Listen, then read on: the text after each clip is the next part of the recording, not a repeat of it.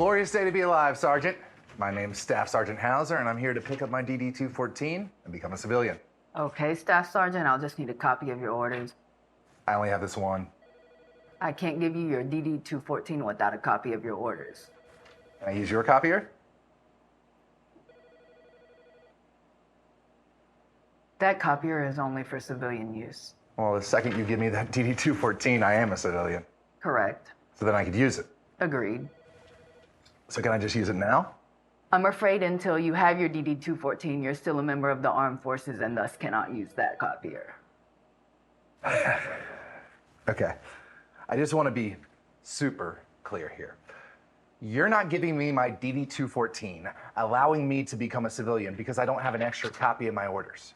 But you're not going to let me make an extra copy of my orders because I'm not a civilian. And the fact that I've deployed 4 times and left blood, sweat, tears, and literal chunks of my own flesh in the sand of Iraq and the rocks of Afghanistan will not in any way sway you, just this once, to break this nonsensical rule so I can leave the Army with a tiny ounce of positivity after getting fucked by the Green Weenie for over a decade. Is that what you're telling me?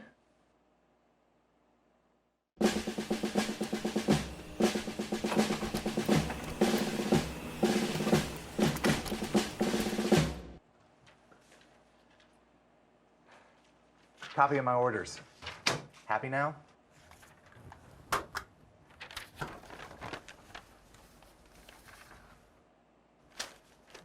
So I'm a civilian. Yes.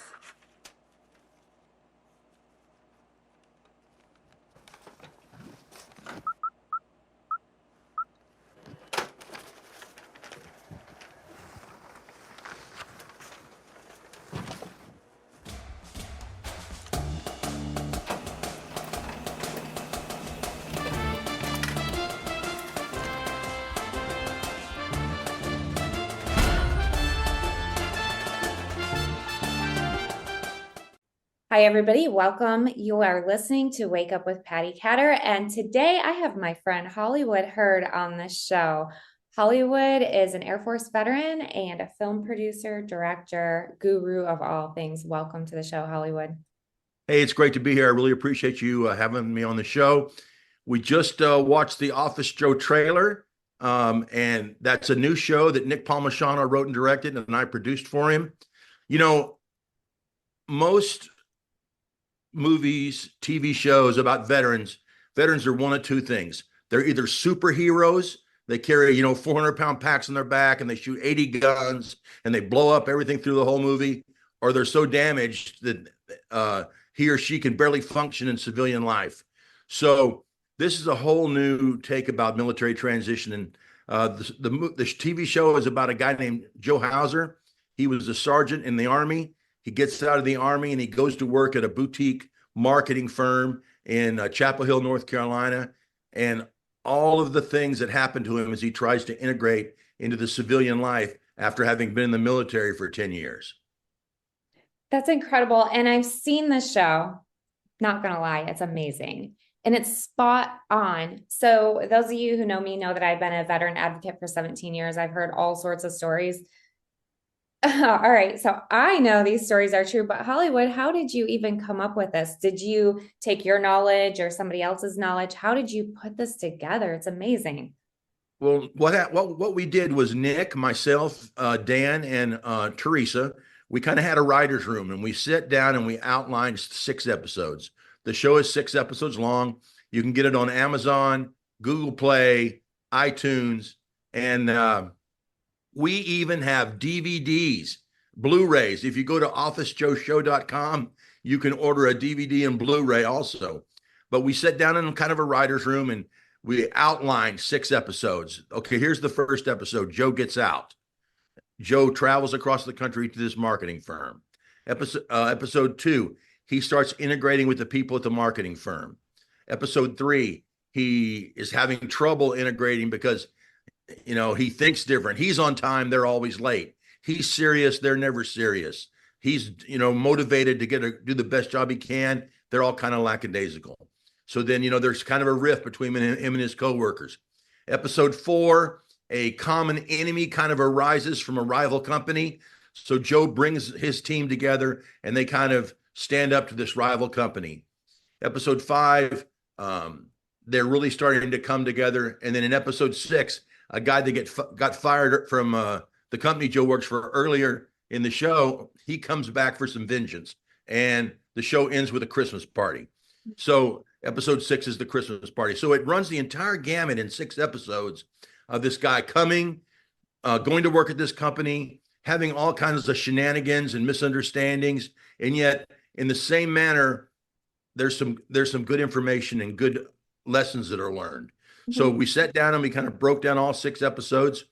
Nick would go away and he'd write for a week and a half, 2 weeks. He'd write the episode, then he'd come back.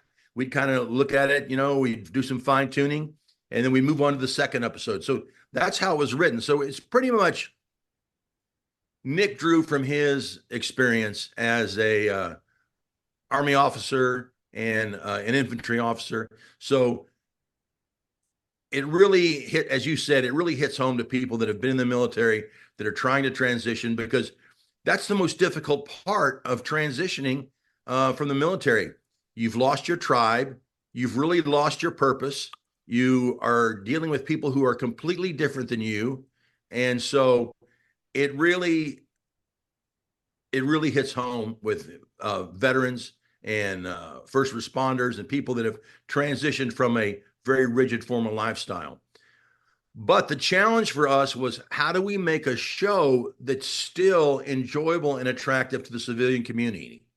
And we were really able to do that. So the humor is, we make fun of everybody, but we don't pick on anybody. You know what I mean? It's like all of us, no matter where we're from, we all have different things that other people think are funny or interesting.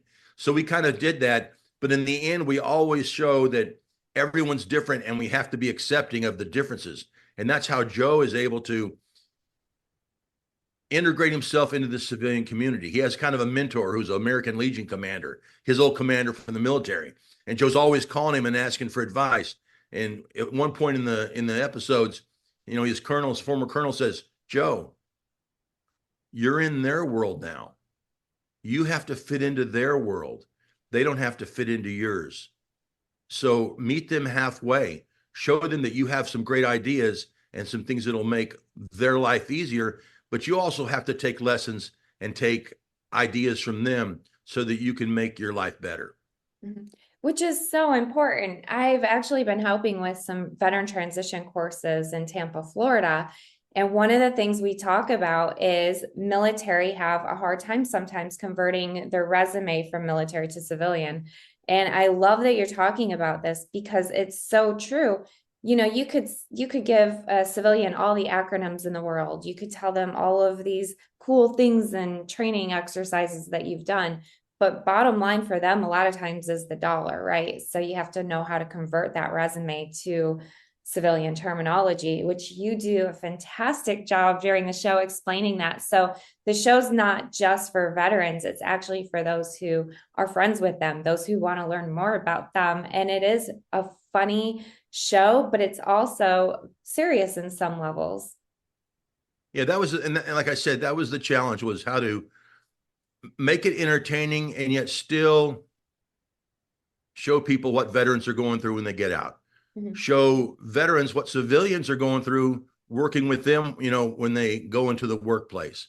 So, that was the key to really making an interesting show. And it went on sale on Veterans Day on the 11th, and as it picks up, and we're distributing it ourselves. So we don't have a Netflix or a Hulu out there pumping the show up. It's just us through our social media, through word of mouth. You had Nick and Dan on shows to help spread the word. So that's how we're getting the word out. And, hopefully, we will sell enough episodes that we can come out with a second season. We already have kind of a second season written out in a rough form. And so we're looking forward to hopefully being popular enough with folks. Folks watch it, they get the word of mouth out, or they review it, they tell us what they thought about it, so we can continue the show. Mm-hmm. Can you talk about your character at all? And that was surprising to me. Not only are you helping to direct the film, you're actually in the film. Well, it was the director. I was the producer. Okay. And the producer's role really is, a TV show, a movie is kind of like a bag full of rattlesnakes. There's snakes going all different directions. The producer's job is to kind of try it, like grab them by the tail, so you've got them all in one hand. You're in charge of making sure that the cast is getting treated properly, that the equipment's there, that the crew's there, that lunch isn't late, that actors are getting picked up at the hotel or wherever they are. And but Nick came to me with this role that he wanted me to play, and I did not want to do it. I was already busy enough, being his producer, and I was like, I don't want to do this. He's like, come on, come on. So he beat me up for like a month, and finally, I even gave a last ditch effort. I said, I can't do it. Use this other guy. This other guy is a huge veteran influencer. Everybody's gonna relate to him better. He goes, no, I'm going to use him for somebody else, something else. You do this. So I'm like, okay, but I kind of play myself, in an interesting kind of way. I am very gregarious and outgoing when it comes to work, but really, I'm not it's not that I'm not a people person. I'm just old and cranky, I just want to be by myself. So I kind of play a character that's kind of old and cranky, and he doesn't say anything unless it's absolutely necessary. He runs the video department and is in charge of the camera crews and editing. And he only comes out, like when someone's being a jackass, or when someone's being mean or rude, or things are really about to fall apart. And he comes out and gives these ridiculous quotes, like the Italians had consiglieres, like it doesn't make any sense at all. It's a fact, but so my character is very interesting and mysterious. And I think it's episode 4 or 5. You really find out who I am and what I am. And so that's very funny. And Joe, is trying so hard to fit in. And as it goes on, he starts to realize things about me that make him wonder if we have a deeper connection, that I'm just some guy that works there. And again, in episode 5, it's revealed why Joe and I kind of get along so well. So it was a lot of fun for me. I kind of like being that character, who's doesn't say a lot, but when I do, it's either outrageous or ridiculous. Yeah, I mean, really, when I first met you, I wasn't sure what to think of you. I was like, wow, this is a really nice guy, but you do seem like a little bit more introverted than maybe me or Nick or which is weird now that you know me, right? Right, it is. That's so true, because you're out of your shell now around me. That's true. Right. Yeah. So I have one question I always ask all of my guests on the show, and I'm going to put you on the spot. So all right, on the spot. On the spot, what is one trial you have had in your life, and how did you overcome that trial with triumph? And it doesn't have to be about Office Joe. We're going to continue to talk about it, but I got to ask this question. I think the biggest trial, I'm going to put it into the film realm. It's hard to do good quality, low budget filmmaking. You either don't have, because we finance this show all on ourselves. The show cost about $120,000 to do 6 episodes. That's like, it was a little less than $20,000 an episode. Most TV shows start at $150,000 and go to, like, Friends was millions per episode. The biggest thing is to be able to do something that's affordable, that's good. And the way that you can do that is you can't be extravagant. You have to have a plan. Like, we shot this show in 18, 19 days, which is unheard of again. So working with Nick, I was like, Nick, these are the things that we need to do. We need to keep the locations down, because moving takes time, and having multiple locations take money. We need to keep our actors to like 10 actors at the most. We need to have a great schedule and keep that schedule. The locations that we have to be able to light them and just shoot, not bring in 5 lights every time we're going to do another scene. So we shot in our office. We put lights overhead in the ceiling and softened them up. And that's how we shot. It looks like daylight all the time. So that really worked out well for us. We had 3 or 4 locations for the whole 18, 19 days. I'm going to say 80% of it takes place in the office. So that saved us time. It saved us money.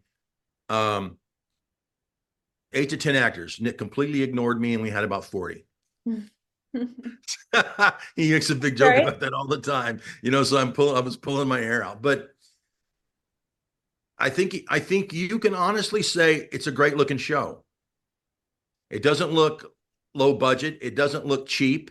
And that is something that's a challenge that we face all the time in our small little company, Diesel Jack Media, is working with what we have to make something look great. We just shot an Army Navy commercial for the Army Navy game because the American Legion is a co-sponsor of the Army Navy game. I had 2 football teams. We had actors in the press box. It was a big deal, and we did it with about 20 people. Any other production would have had 50 people out there. It would have cost $350,000, $500,000, and we did it for about $100,000. So that's the challenge. The challenge is being able to do bigger things, great quality with the small team that we have. Mm-hmm. And you're phenomenal. Oh my goodness, just phenomenal. Well, thanks. So, It's just, I love it so much, and that's why.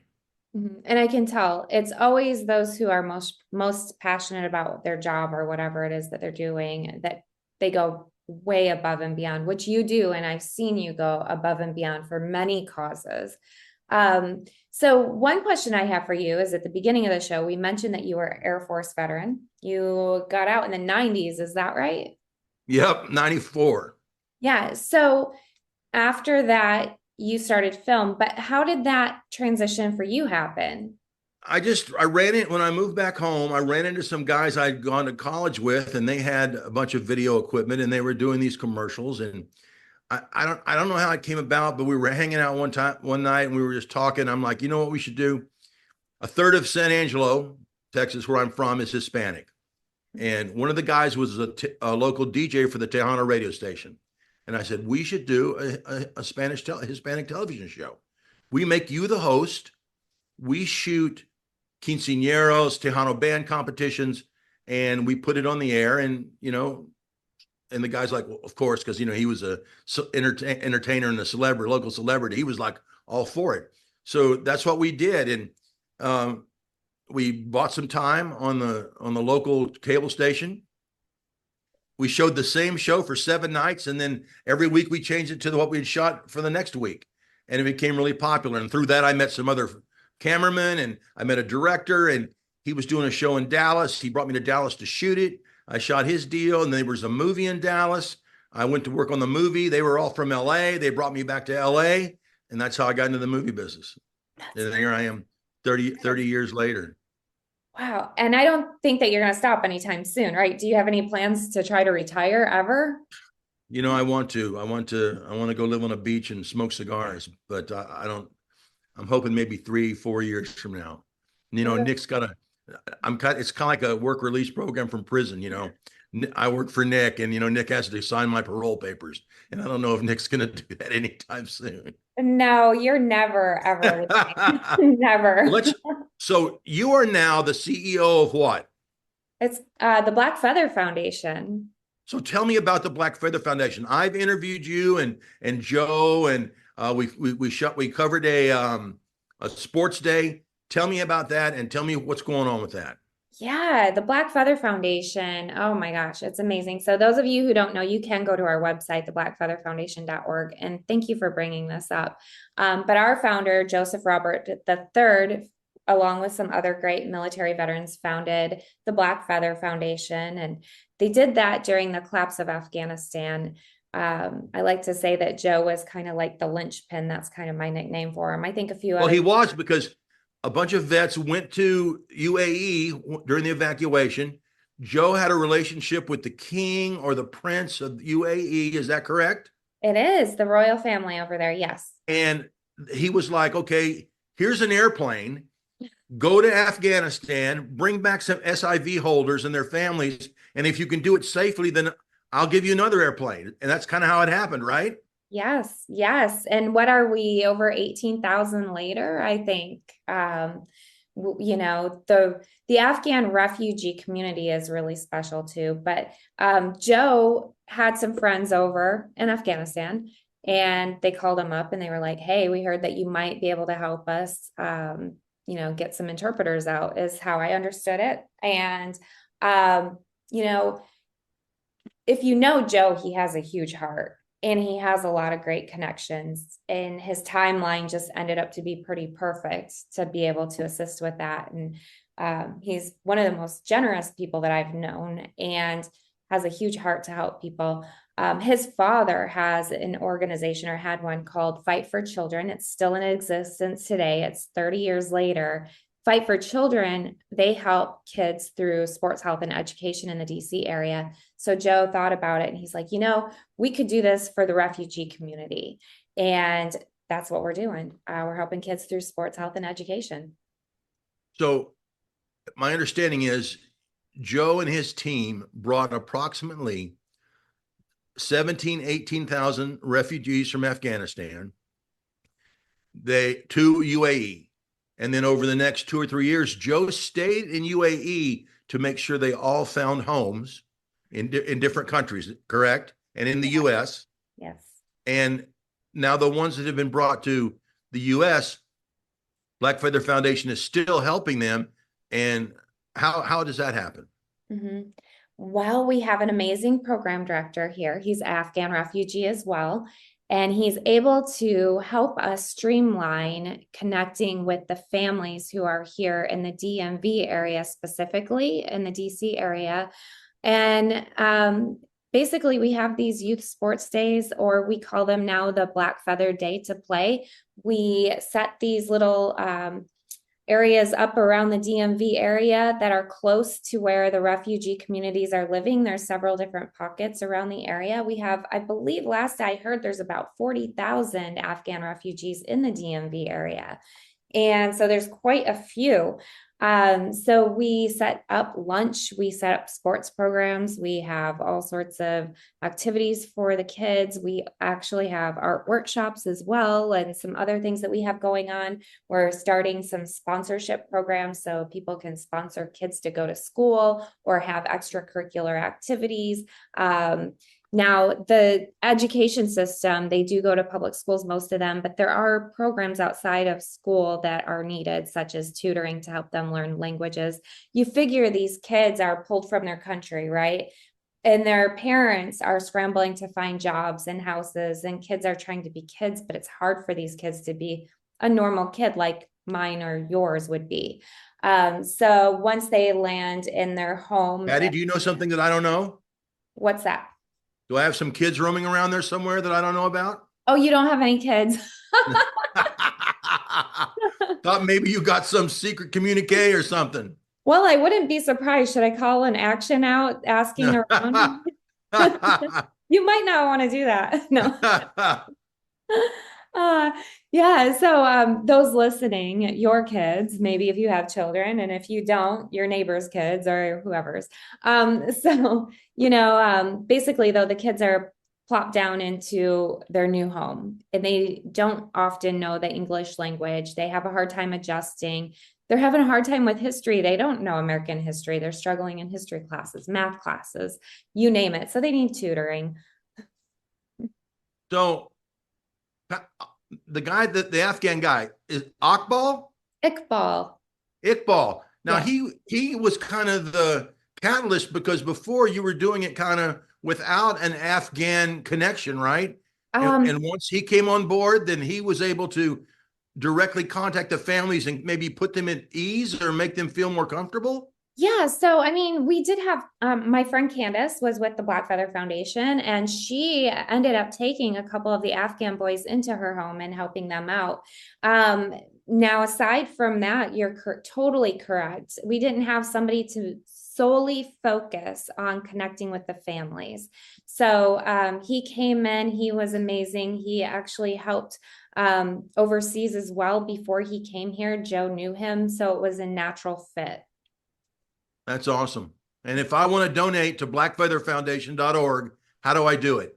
Yeah, just hop on over to the website, theblackfeatherfoundation.org. We hit the donate button. You can do it that way. You can donate on social media. You can click the donate buttons there. You can call our office. We can definitely help with that. If you're looking to get involved, if you're looking to volunteer, we have places for you. And it's theblackfeatherfoundation.org. Yes. Yes, Okay. it is. Wow, you turned that into an interview on me. Well, Patti, you're always helping other people. And I know that, as much as you have other things going on, you're not someone that's really in people's face about it. And I having been involved with the Black Feather Foundation, I have seen what it does and seen the work that it does and seen how important it is. And I just want to, I'm a big proponent of organizations that help kids, especially so. I know you are. You're amazing. And if you're like me, I have kids, they're grown. So this is my way of continuing on with kids. And I see you helping out organizations and especially kids. So thank you. Thank you. And I just want to say, thanks for having us on. If you want to see a great TV series, Office Joe, it's on Amazon, it's on Google Play, it's on iTunes. You can get the whole season for, I think, like $17. And if you're a DVD Blu-ray person, officejoeshow.com, and we'll send it to you right away. Patti, thanks for having me on the show. Oh my gosh. Thank you for coming on the show. It's about time. I've been trying this for a while. You have been. I've been avoiding you. Yeah, the introvert. And that, you guys, the character he plays, go watch it. All right. Thanks everybody for listening. Until next time, go back into the show archives. If you didn't catch Dan, or I keep wanting to call him the 7-foot giant. That's Dan. Dan and Nick on my show, please do it. Until next time, I will see you later. Have a good day and head over to social media. Give Hollywood a like. Which Hollywood? What is your Instagram account? Hollywood the Texan. Thank you.